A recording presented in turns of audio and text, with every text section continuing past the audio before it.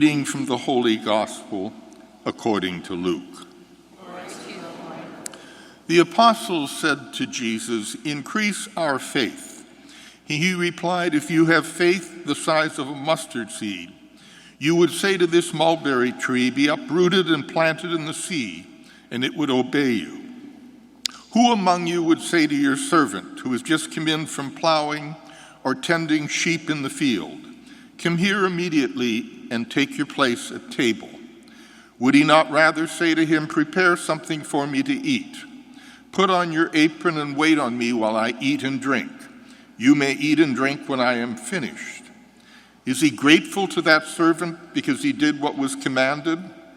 So should it be with you. When you have done all you have been commanded, say, 'We are unprofitable servants. We have done what we were obliged to do.'" The Gospel of the Lord. Praise to you, Lord Jesus Christ.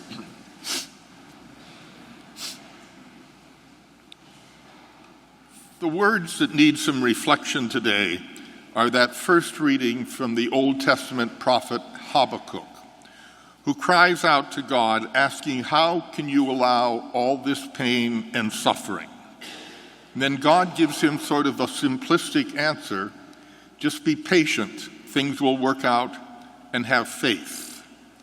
I can tell you that answer doesn't work when I sit with the parents who have just lost a child to a drug overdose, or when I sit with a young mother who's just been given a diagnosis of stage 3 breast cancer.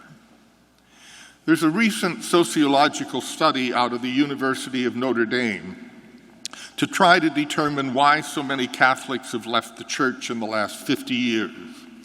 I'm not sure I agree with all of their conclusions, but they pinpoint 3 things that they said were the pivotal causes.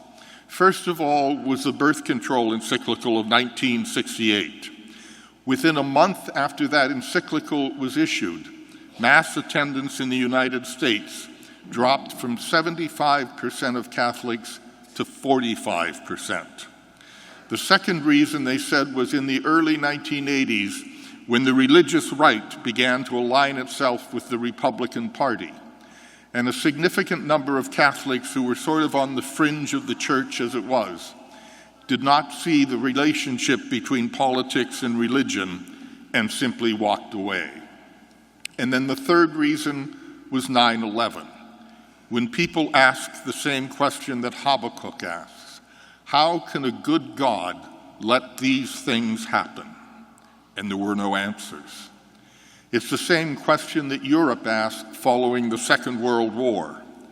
All of the cities were in ruin, there was no work, there was no food, and they cried out, how can a good God let this happen? And not only was there no answer from the church, but they soon began to realize that in many instances, the church had been complicit in what had happened. In France, the Vichy government was pro-Nazi. It helped round up the Jews and send them to the concentration camps. And all the French bishops supported the Vichy government. And it was immediately after World War II that all of Europe was lost to the church. And so we come back to the nagging question of Christianity. Why does a good God let bad things happen to good people? And I think, unfortunately, the answer that God gives Habakkuk today is the only one there is. Either we trust him or we don't. Amen.